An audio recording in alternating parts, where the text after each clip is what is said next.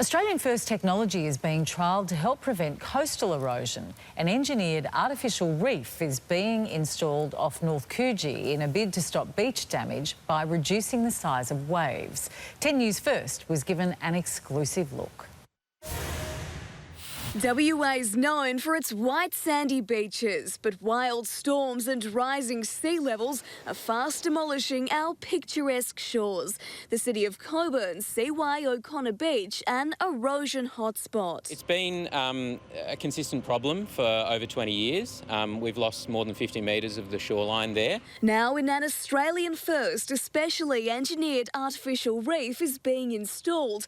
135 precast modules, each weighing 3.5 tonnes, being dropped onto the ocean floor. The concept here is to slow down the amount of wave energy reaching the beach and slow down the erosion process. The technology, the brainchild of local company OConnor, which has created the reef modules using a mix of concrete and recycled materials. It's much cheaper than current sand replenishment programs and doesn't interrupt public use of the beach. There's lots of co-benefits with these reefs, so not only does it protect the shoreline, but also creates a nursery environment for juvenile fish. And it's accessible, it's only 100 metres offshore, so it'll be a great snorkelling and diving feature.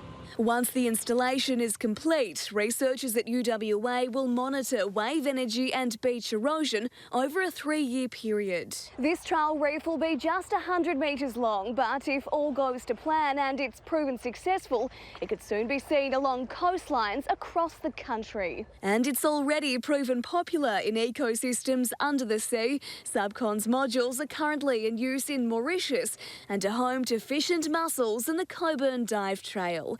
Steph Baumgartel for 10 News First.